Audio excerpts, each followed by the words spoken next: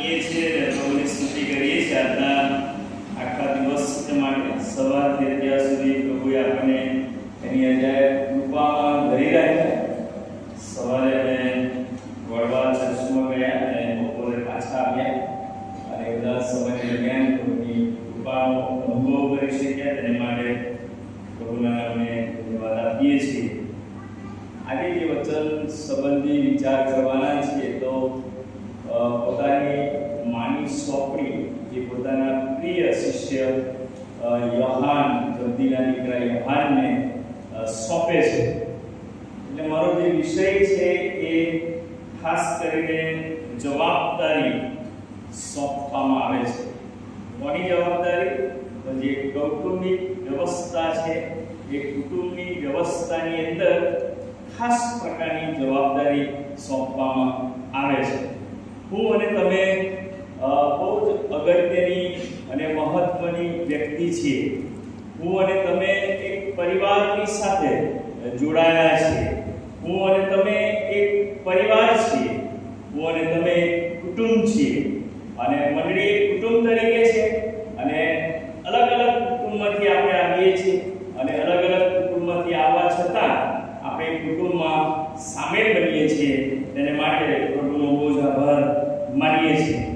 અત્યાર સુધી પાસ્ટોરેટ કમિટીના આગેવાન મિત્રો કે જેઓએ જવાબદારી અદા કરી પ્રભુનો આભાર માનીએ છીએ. આગેવાન મિત્રોનો પણ આભાર માનીએ છીએ. સિનિયર સિટીઝન તેઓએ પણ જવાબદારી અદા કરી, તેઓનો પણ ખાસ આભાર માનું છું. ગઈકાલે એવું જ બહુ સરસ લીડિંગ કર્યું.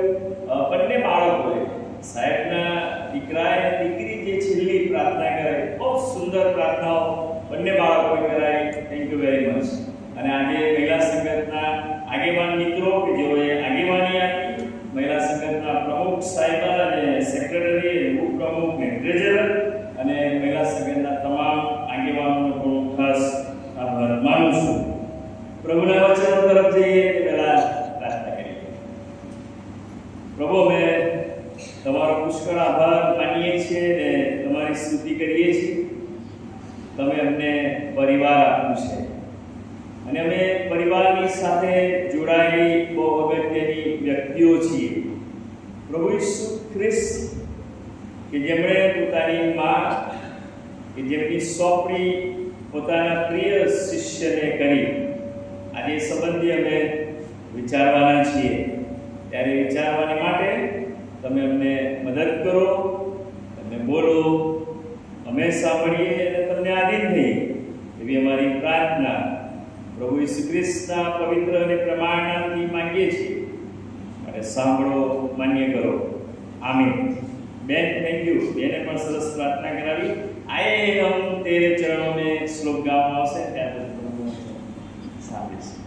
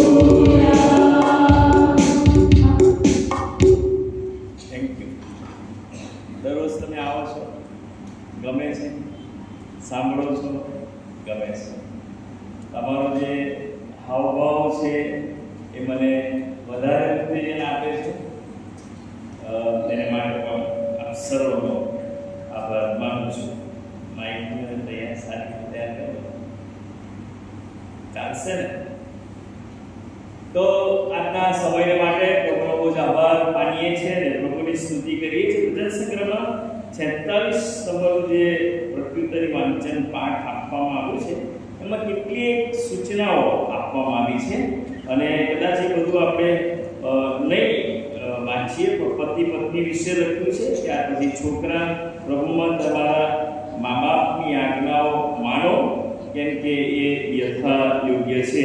તારા બાપનું તથા તારી માનું સન્માન કર તે પહેલી વચનની આજ્ઞા છે. વળી પિતાઓ તમારા છોકરાને ચીડવો નહીં પણ પ્રભુના શિક્ષણમાં તથા બોધમાં તેઓને ઉછેરો. આ પ્રભુનું વચન છે. પ્રભુના અજાયબ વચનોને માટે પ્રભુનો બહુ જ આભાર માનીએ છીએ. યોહાનની લખેલી સુવાર્તા અને તેનો 19મો અધ્યાય એમાંથી કેટલાક વચનો જે વાંચવામાં આવ્યા એમાં જવાબદારી સોંપનાર અથવા તો જવાબદારી સોંપવામાં આવે છે અને તેથી આ સમયે પ્રભુની સ્તુતિ કરીએ છીએ, પ્રભુનો આભાર માનીએ છીએ કે હું અને તમે એટલે કે આપણે બધા જ કુટુંબવાળા છીએ અને હું અને તમે જ્યારે કુટુંબ સાથે સંકળાયેલા અને જોડાયેલા છીએ ત્યારે પ્રભુનો આભાર માનીએ છીએ કે આપણે ખૂબ જવાબદાર વ્યક્તિ છીએ. આપણે જવાબદાર વ્યક્તિ હોવાના કારણે મારી અને તમારી જવાબદારી બહુ મોટી છે અને તેથી આજે સાંજે પ્રભુના વચનમાંથી ઉત્તેજન આપતા કેટલીક બાબતો આપણે શીખવાના છીએ. પ્રભુ ઈસુ ખ્રિસ્ત પોતાની માને ખૂબ પ્રેમ કરતા હતા. દરેક બાળક પોતાની માને પોતાના પિતાને ખૂબ પ્રેમ કરતા હોય છે અને તેથી પ્રભુ ઈસુ ખ્રિસ્ત પોતાની માને ખૂબ પ્રેમ કરતા હતા અને તેથી તેઓએ આવી ભયાનક અને કપરી પરિસ્થિતિમાં પોતાની માને રડતા જોઈને તેઓએ આ સ્થિતિમાં પણ એટલે વધસ્તંભ પર લટકાયેલા છે અને બધા જ એ વધસ્તંભની આસપાસ ગોઠવાયેલા છે અને વધસ્તંભની આસપાસ છે ત્યારે તેઓ પોતાની માં જે છે એની સોંપણી એ પોતાના પ્રિય શિષ્યને કરે છે અને તેથી પ્રભુનો બહુ જ આભાર માનીએ છીએ કે સૌથી પહેલા ઈશ્વરે આ જવાબદારી ભર્યું કાર્ય છે એ પોતે અદા કર્યું અને મને અને તમને કુટુંબ તરીકે અથવા કૌટુંબિક જે ભાવનાઓ છે, કૌટુંબિક જે વ્યવસ્થા છે એ કુટુંબને આ જવાબદારી સોંપી છે અને તેથી પ્રભુનો આભાર માનતા પ્રભુના નામને ધન્યવાદ આપીએ છીએ. દરેક વ્યક્તિ એટલે કે હું અને તમે આપણા બધાને એક પરિવાર છે અને એક પરિવાર હોવાના નાતાને કારણે પરિવારની જવાબદારી એ બહુ અઘરી છે પણ બહુ આશીર્વાદની છે. બહુ જવાબદારીવાળી છે પણ એની અંદર પ્રેમ, હૂંફ, ઉત્તેજન અને સલાહ, સૂચન, સમાધાન અને ઘણી બધી બાબતો એક્સેટ્રા એટલે કે સો લોંગ લિસ્ટ ઘણી બધી બાબતો એમાં સમાયેલી છે અને તેથી આજે સાંજે પ્રભુ મને અને તમને એક પરિવાર તરીકે, એક કુટુંબ તરીકે ખાસ પ્રકારનું શિક્ષણ આપવા માંગે છે. કુટુંબ એ એવી જગ્યા છે કે જ્યાં શેરિંગ અને કેરિંગ બંને જળવાય છે. કુટુંબ એવું સ્થાન કે જગ્યા છે, એવી સંસ્થા છે કે જેમાં એકબીજાની કાળજી લેવામાં આવે છે, એકબીજાને સાચવી લેવામાં આવે છે અને તેથી ભલા ભાઈઓ અને બહેનો, પ્રભુ ઈસુ ખ્રિસ્તે વધસ્તંભના મરણ પહેલા પોતાના માની ખાસ પ્રકારની જવાબદારી તેઓએ અદા કરી. હવે આજે સાંજે બે વાત બહુ અગત્યની તમારી સમક્ષ મૂકવા માંગુ છું. એક તો કુટુંબ એ આત્મિક દ્રષ્ટિએ અને કુટુંબ દુનિયાવી દ્રષ્ટિએ. દુનિયાની અંદર જ્યારે હું અને તમે જીવીએ છીએ ત્યારે દુનિયાના રીત અને રિવાજો કે વ્યવસ્થાઓમાં કૌટુંબિક જે ભાવનાઓ છે અને જ્યારે હું એક વિશ્વાસી વ્યક્તિ છું, ત્યારે મારી જે આત્મિક બાબતો છે એ બંને બાબતો પવિત્ર શાસ્ત્ર આજે સાંજે મને તમને શીખવવા માંગે છે. કુટુંબની અંદર માતા પિતાની જવાબદારી કે જે બાળકોની બની જાય છે, અને એ જવાબદારીની અંદર હું અને તમે સામેલ છીએ. નિર્ગમન પુસ્તક તેનો 20મો અધ્યાય, એક્ઝોડસ ચેપ્ટર 20:20 વર્સ 12મી કલમ. તારા પિતાનું તથા તારી માનું તું સન્માન કર અથવા રાખ. તારા ઈશ્વર યહોવા આજે જે વચનો કે જે તને આપે છે, પ્રભુએ જે વચન મને તમને આપ્યું છે, આજની જે વાણી અથવા વચન મધ્યસ્તંભ પરથી પ્રભુ ઈસુ ખ્રિસ્તે પુકાર્યું છે, એ મને તમને બહુ સ્પષ્ટ રીતે કહેવા માંગે છે કે તારા પિતાનું તથા તારી માનું સન્માન રાખ. અગાઉ આપણે એવું પણ જોયું હતું કે જો હું પિતા હોઉં તો મારું સન્માન કે માન ક્યાં છે. આજે આપણે એ જોવા માંગીએ છીએ કે માતા પિતાની જે જવાબદારી છે, એ જવાબદારીમાં કુટુંબ તરીકે કુટુંબમાં માતા પિતા, દાદા દાદી અને બાળકો અને પારિવારિક વ્યવસ્થાનો એક ભાગ આપણે જોઈ શકીએ છીએ. અને તેથી કુટુંબ એની અંદર વિશ્વાસુપણું, કુટુંબ એની અંદર પારદર્શિકતા, કુટુંબ એટલે એની પવિત્રતા, કુટુંબ કે જેની અંદર પ્રેમ, કુટુંબ કે જેની અંદર શાંતિ. બહુ બધા વિષયો, લોંગ લિસ્ટ હું તમને આપી શકું, પણ કદાચ બધા વિષયોને આપણે બધા જાણીએ છીએ. અને તે એક પરિવાર તરીકે, કુટુંબ તરીકે હું અને તમે છીએ, ત્યારે પ્રભુ ઈસુ ખ્રિસ્તે જે કાર્ય કર્યું આજે મારા પરિવારમાં, આપણા પરિવારમાં હોવું જોઈએ. અને તેથી પહેલી વાત છે વધસ્તંભ પાસે ઊભેલી મરિયમ. વધસ્તંભ ઊભો કરવામાં આવ્યો, પ્રભુ ઈસુ ખ્રિસ્તને લટકાવી દેવામાં આવ્યા, અને એક કારની અને ક્રૂર જે એમના ઉપર શાસન અથવા તો ક્રૂર રીતે એમના ઉપર જે ગુજારવામાં આવી રહ્યું છે, ક્રૂરતા જે, અને એ પરિસ્થિતિની અંદર પ્રભુ ઈસુ ખ્રિસ્ત યોહાન 19:24, કદાચ જો તમારી પાસે બાઇબલ છે તો તમે જોઈ શકો છો. અને ત્યાં લખ્યું છે યોહાન 19:24, પ્રભુ ઈસુએ વધસ્તંભને જળવામાં આવે છે તેનું વર્ણન આપણે ત્યાં જોઈ શકીએ છીએ.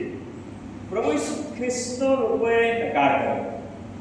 લોકો એટલે જેઓએ આવકાર કર્યો હતો, જેઓએ સન્માન કર્યું હતું, જેઓ પ્રભુની સાથે રહ્યા, પ્રભુની સાથે ચાલ્યા, જીવ્યા, અને એ પ્રભુ ઈસુ ખ્રિસ્તનો લોકોએ નકાર કર્યો. અને મુખ્ય યાજકો જેઓ પિલાતની પાસે એમને લઈ જાય છે, અને શિક્ષાના સ્વરૂપે એમની સાથે શું થઈ શકે એ બધા જ પ્રયત્નો ત્યાં કરવામાં આવે છે. અને તેથી મારા ભાઈઓ અને બહેનો, લોકોએ એવું કીધું કે કાયસારિયા સિવાય અમારો બીજો કોઈ રાજા નથી. અને તેથી પ્રભુ ઈસુ ખ્રિસ્તને માટે એવું કહેવામાં આવ્યું કે તેને દૂર કરો અને તેને વધસ્તંભે ચડો. આ પ્રભુ ઈસુ ખ્રિસ્તના પક્ષે જે લોકોએ એમની સાથે કરેલું જે કૃત્ય હતું એ આપણે જોઈ શકીએ છીએ.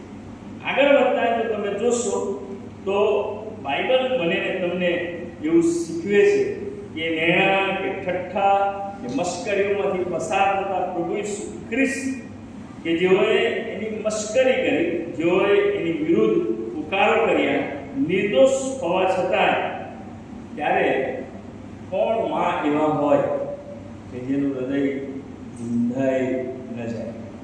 કોઈ પણ માં આ પરિસ્થિતિની અંદર પોતાના દીકરાને જુએ તો એમનું હૃદય વિંધાયા વગર રહે જ નહીં, દુઃખી થયા વગર રહે જ નહીં. જે પરિસ્થિતિ છે પોતાના દીકરાની, અને પરિસ્થિતિની અંદર યોહાન 19:25 કહે છે, હવે ઈસુના વધસ્તંભની પાસે તેમની માં એટલે કે મરિયમની વાત લખવામાં આવી છે. તેમની માસી તેઓ ઊભા હતા અને 2 શિષ્યો પણ ત્યાં ઊભેલા જોવા મળે છે. લુક 2:35 લખવામાં આવ્યું છે, હા, અને તારા પોતાના જીવને તલવારથી વીંધી નાખશે, એ માટે કે ઘણા માણસોના મનની કલ્પના પ્રગટ થાય છે કે જે લોકોએ પ્રભુ ઈસુ ખ્રિસ્તની સામે અથવા તો પ્રભુ ઈસુ ખ્રિસ્તના સંબંધમાં જે બાબતો પ્રભુ ઈસુ ખ્રિસ્તની સાથે કરવામાં આવી, એ સમયે પોતાના મમ્મી અને માસીને પોતાના જે પ્રિય શિષ્યો ત્યાં હાજર હતા અને એ પરિસ્થિતિની અંદર પ્રભુ મુકાયેલા છે. અને એ સમયે પ્રભુ ઈસુ ખ્રિસ્તીએ ભયંકર પરિસ્થિતિની અંદર પોતાના માની તેઓ કાળજી રાખે છે. બીજી વાત કે પોતાની મા પ્રત્યેનો પ્રભુ ઈસુ ખ્રિસ્તનો પ્રેમ, જો તમે આખું આ દુઃખ સપ્તાહ વિશેની જેટલી પણ બાબતો છે તમે વાંચશો તો પ્રભુ ઈસુ ખ્રિસ્ત પીડામાં હોવા છતાં એમણે હંમેશા પ્રેમ રાખ્યો. એ એમને એમનો નકાર કરનાર હોય, એમનો વિરોધ કરનાર હોય, એમના ઠઠ્ઠા કરનાર હોય, કે એમને મારનાર હોય, પછી સિપાહીઓ હોય, કોઈ પણ હોય, પ્રભુ ઈસુ ખ્રિસ્ત એ આ બધી જ પરિસ્થિતિની અંદર પીડામાં હોવા છતાં પ્રભુ ઈસુ ખ્રિસ્તે પ્રેમ રાખ્યો. અને આ બધી પરિસ્થિતિમાં એ પોતે કે છે, બેન જો તારો દીકરો, બહુ સ્પષ્ટ રીતે પોતાના માની સોંપણી તેઓ કરે છે. અહીંયા રોકાઈને થોડોક આપણે એ પણ વિચાર કરીએ કે હું એક કુટુંબવાળી વ્યક્તિ છું, હું પારિવારિક વ્યવસ્થામાં જોડાયેલો છું. આ વચનો જો વાંચું છું તો આ વચનો મારા અને મારા પરિવારને માટે શું કહી રહ્યા છે? હું કેટલી કાળજી રાખું છું, હું કેટલી જવાબદારી અદા કરું છું, જે જવાબદારી મારી છે એ નિભાવું છું કે કેમ? આ આખી પરિસ્થિતિની અંદર મરિયમ એકલા ત્યાં જોડે છે. યુસુફની ગેરહાજરી છે, તમે વાંચો, યુસુફની ગેરહાજરી વર્તાય છે.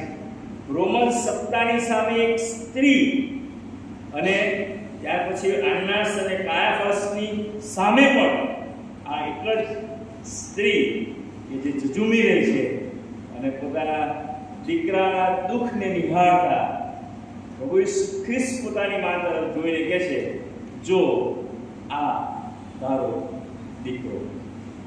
પ્રભુ ઈસુ ખ્રિસ્ત પોતાની માની સોંપણી કરે છે પ્રિય શિષ્યને.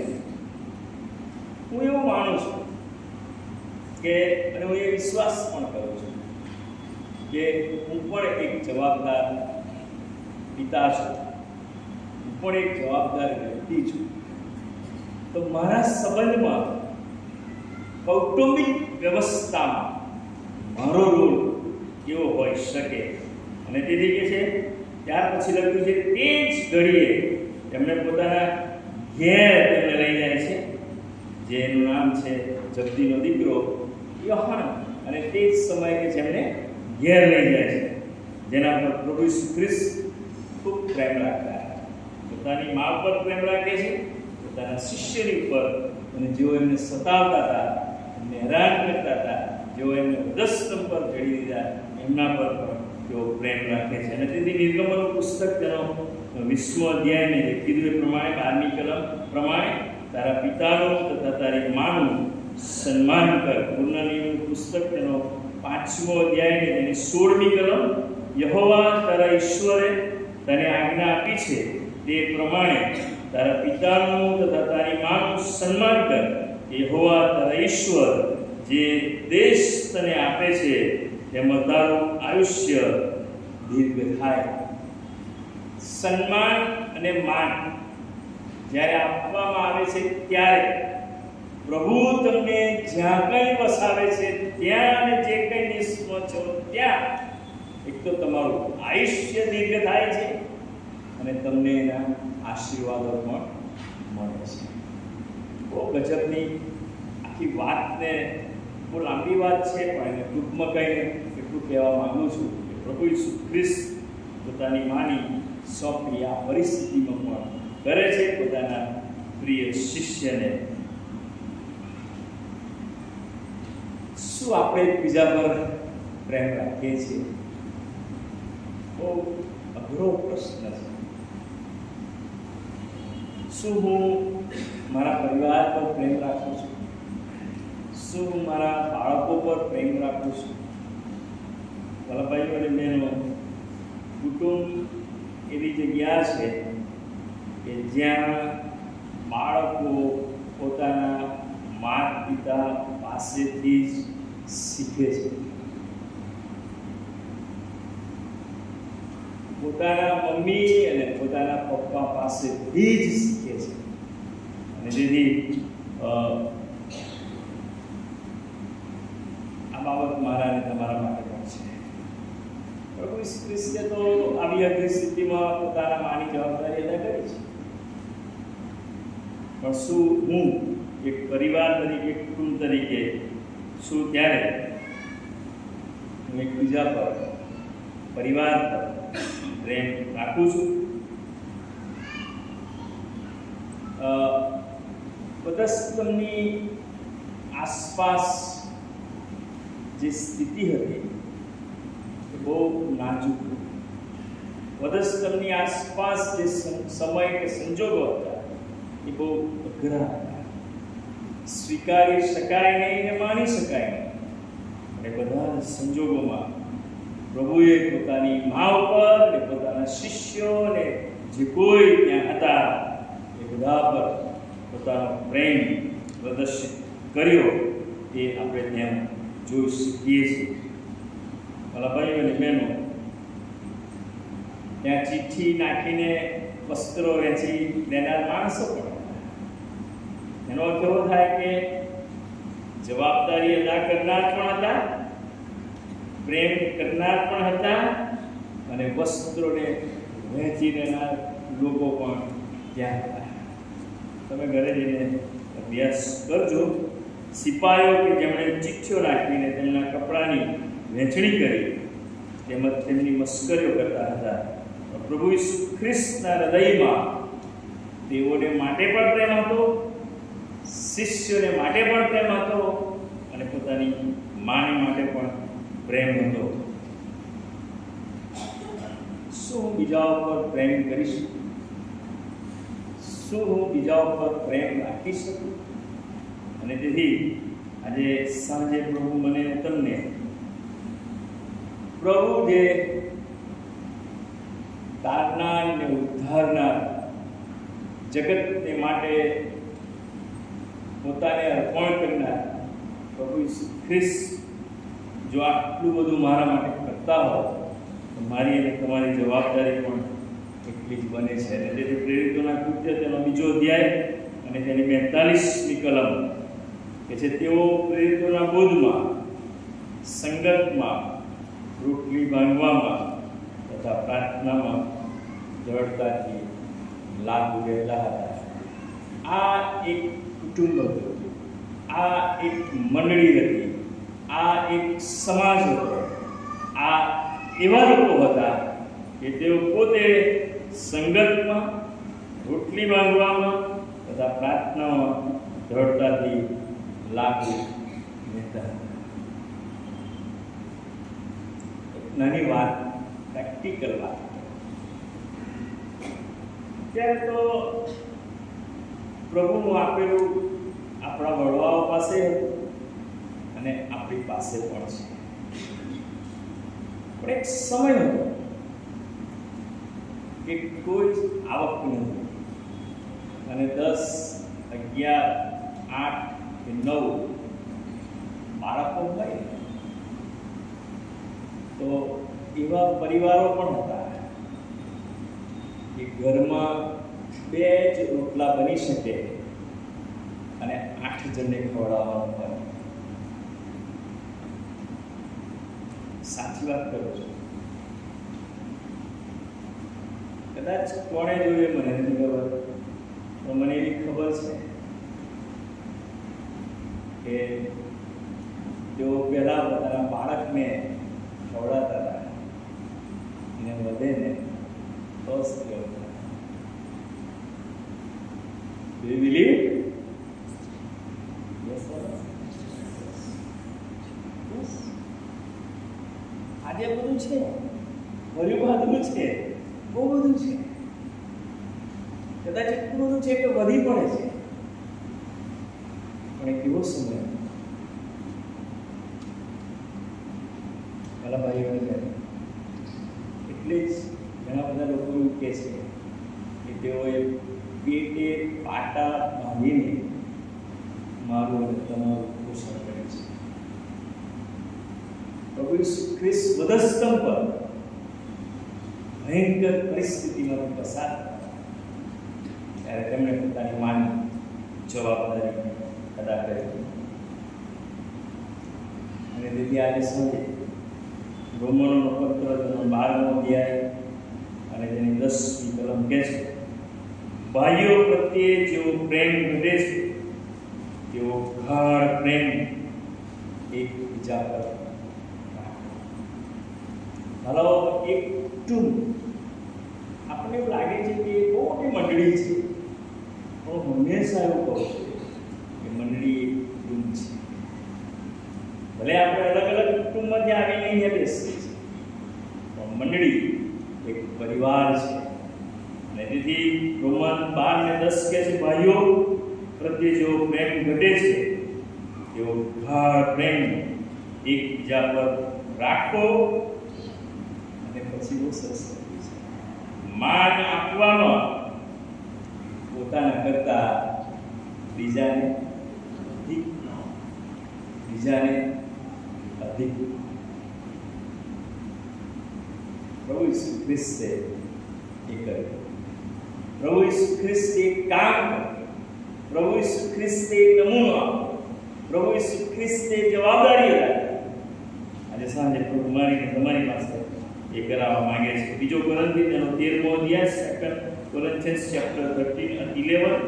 છેવટે ભાઈઓ આનંદ કરો, સંપૂર્ણ થાઓ, હિંમત રાખો અને એક દિલના થાઓ, શાંતિમાં રહો અને પ્રેમ તથા શાંતિ આપનાર શું કરશે? ઈશ્વર તમારી સાથે રહેશે. જો હું આ કરીશ, પ્રભુ તો તમારી પાસે આવ્યા છે અને તમારી સાથે રહેશે. એક દિલના થાઓ, એક મનના થાઓ, શાંતિમાં રહો અને પ્રભુ મારી અને તમારી કાળજી રાખશે. એક નાનું ઉદાહરણ આપીને આજનો સંદેશ એમાં પૂરો કરવા માંગુ છું. એક કુટુંબ પોતાના વૃદ્ધ પિતાને એમના ઘરેથી બાળકો જ્યાં રહેતા હોય ત્યાં લઈ આવે છે. અને આ પરિવાર પોતાના પિતાને ઘરે લાવે છે એટલે ઘરમાં એને માટે એક સરસ વ્યવસ્થા ગોઠવે છે. બહુ સરસ ટેબલ, બહુ સરસ ખુરશી અને નિયમિત એમને ખાવાનું આપવાનું, ખવડાવવાનું ખૂબ પ્રેમ લાગે છે. ખૂબ પ્રેમ લાગે છે. સાંભળ્યું? ખૂબ પ્રેમ લાગે છે. પણ પિતા એ બહુ વૃદ્ધ હતા અને વૃદ્ધ હોવાના કારણે એમનો જે હાથ કે ચમચી હોય એ આમ અને પછી મોં સુધી જાય તો અડધું મોંમાં જાય અને અડધું ટેબલ પર પડે. હવે આ પરિવાર જે ખોરાક પડે ને એ થોડા દિવસ સુધી તો બહુ વાંધો ના આવે, દિવસ પછી એવું લાગ્યું કે અમારું ટેબલ ગંદુ થાય છે. લઈ આવ્યા તો ખરા, લાવીને સારી વ્યવસ્થા પણ આપી, પણ ટેબલ હાથ પૂજવાને કારણે નાના નીચે પડે, ખોરાક નીચે પડે અને બગડે. પછી પત્નીએ પોતાના પતિને કીધું કે આ તો જગ્યા, ટેબલ બધું બગડે છે, તો આપણે એવી વ્યવસ્થા કરી શકીએ કે મકાનનો આ એક ખૂણો છે ત્યાં એમને રાખીએ કે જેથી મકાન બગડે નહીં, ટેબલ બગડે નહીં, જગ્યા બગડે નહીં. એવો નિર્ણય લીધો. પણ એ તો વૃદ્ધ જ હતા. એમની પરિસ્થિતિ એક સારી જગ્યાએથી બીજી જગ્યાએ ગઈ ખરી. અને આ પરિવારની અંદર એક દીકરો અને બહુ સમજુ હતો, એટલે એના મમ્મી પપ્પામાં બધું જોતો અને આખું જે હતું એ સુથારનું. એટલે કુટુંબે એવો નિર્ણય કર્યો કે હવે એને પ્લેટમાં નહીં પણ કથરોટમાં આપીએ. કથરોટ થોડું ઊંધું હતું એટલે દાણા બહુ ઢોળાય નહીં, કથરોટમાં આપવાની શરૂઆત કરી. જ્યારે પણ જમવા બેસે દીકરો દેખાય નહીં. સારા દિવસ સુધી દીકરો દેખાય એટલે ઘરમાં એને તપાસ કરે. એક જગ્યાએ દીકરો, સુથારનું કુટુંબ એટલે લાકડા તો ઘરમાં હોય છે, એટલે આ દીકરો એક જગ્યાએ બેસીને એક સરસ લાકડું લઈને એક કથરોટ કરાવે. પછી એના મમ્મી પપ્પા એને પૂછ્યું, બેટા શું કરે છે? કે તમે પણ વૃદ્ધ થશો ને, તમારે તમને કથરોટ બનાવવાનો પડશે. મારા ભાઈઓ અને બહેનો, બહુ દુઃખની વાત છે, બહુ ઇમોશનલ છે, પણ સાચી છે. बुआ जाएगा वही. આજે સાંજે પ્રભુ ઈસુ ખ્રિસ્તે પોતાની માની સોંપી પોતાના પ્રિય શિષ્યને કહે, જો માં આ હું તો જાઉં છું પણ એ તારી સંભાળ રાખશે. એની માને એના પપ્પાને કહ્યું કે આ દીકરો એ પણ અમારા માટે કથરોટ બનાવી રહ્યો છે. શું આજે પરિવાર તરીકે, કુટુંબ તરીકે તમારી જવાબદારીમાં આપણે ક્યાં છે? શું હું એ પ્રેમ આપું છું, એ પ્રેમ કરું છું? અને જો કરું છું તો પ્રેઝ ધ લોર્ડ, અને નથી કરતો તો પ્રભુ ઈસુ ખ્રિસ્તે જેમ પોતાની માની સોંપણી કરી, જે માન આપ્યું, જે સન્માન આપ્યું, એ આજે પ્રભુ મને પહેલા શીખવે છે, પછી સાંભળનારને એ શીખવે છે. પ્રભુ આપણને આ સમજવા સહાય અને મદદ કરે. આ સમયે પ્રભુનો આભાર માનતા નામને ધન્યવાદ આપીએ છીએ ઈશ્વરના જય અદ્ભુત વચનો માટે, જેથી હું અને તમે એક પરિવાર તરીકે, એક કુટુંબ તરીકે, એક પારિવારિક વ્યવસ્થામાં પ્રભુ ઈસુ ખ્રિસ્તે જે નમૂનો આપ્યો છે એ હું અને તમે કરીએ, એ કરવાની માંગ પ્રભુ આપણને સહાય કરે. શાંત રહીએ, પ્રાર્થનામાં જોડાઈએ. પ્રાર્થના કરીએ.